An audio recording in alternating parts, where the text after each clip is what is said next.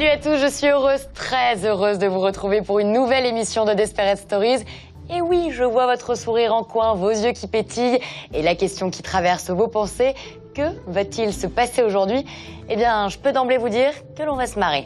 Parce qu'elles sont toutes là, toutes mes poulettes. Hein, Alexandra, Lola, Cindy, Inès, Déborah et Kelly. Salut les filles. Salut. Comment ça va se passer? Vous nous direz les filles comment se faire aimer de sa belle-mère. On discutera avec Tiffaine qui s'est fait plaquer par son petit ami car elle a avorté sans le lui dire. Le débat du jour, pour ou contre fréquenter un homme marié. Bon, voilà, tout ça c'est dans un instant, mais comme à chaque début d'émission, on commence par l'appel du mec.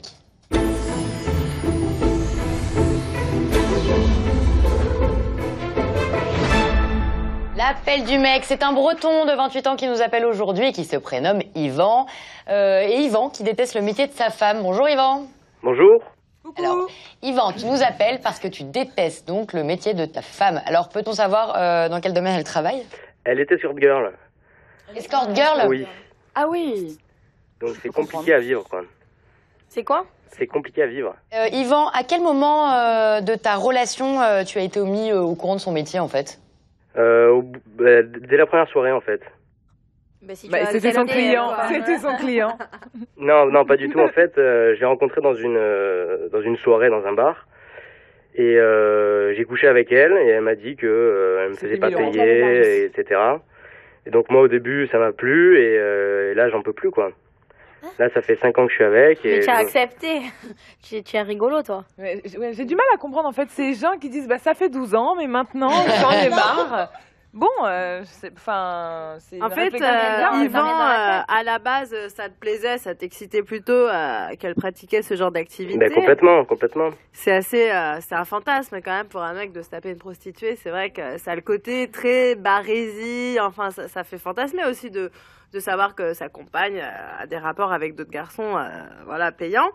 Et du coup, maintenant, tu t'es rendu compte que tu avais des sentiments pour elle, j'imagine. Ah oui, au bout de 5 ans, oui, effectivement, oui. Oui, puis peut-être qu'il y a la maturité aussi et le fait que tu as envie d'avoir des enfants avec elle qui te fait changer d'avis, non? Eh ben, on n'en parle pas. Pour l'instant, on n'en parle pas parce que... Parce qu'on aurait du mal à savoir qui est le père. Exactement. C'est ça.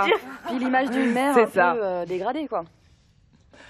Enfin, après, je pense qu'une escort girl, elle se protège quand même. Je pense qu'elles sont déjà plus, moins de, elles se protègent plus qu'une fille en boîte. Elle est fédératrice de ce genre de mouvement, on avait oublié. Non mais franchement, je préfère encore mon mec, il a voir une escorte, qu'une meuf en boîte. Qui passe tout. Pour moi, elle est pire, la meuf en boîte, elle est pire. Pourquoi attends, pas tout en même temps, s'il vous plaît. Une concurrente, vraiment, alors qu'une escorte, à la limite, c'est une nuit, quoi. Oui, c'est payant, quoi. C'est un échange de services. Oui, l'autre, peut-être pas. Et donc, Yvan, aujourd'hui, ça te plaît plus Voilà, donc en fait, moi je vous appelle pour avoir un peu vos conseils. Tu lui as dit, Yvan, que ça te dérangeait Non, je lui en ai pas encore parlé. Ça serait peut-être bien de le faire déjà. Et est-ce qu'elle pratique toujours ses activités professionnelles? Ah bah oui, elle paye le loyer avec, elle paye les restos, elle paye tout quoi. Elle paye tes... Ah oui, donc tu te fais le macro quoi en gros. Tu es soumis.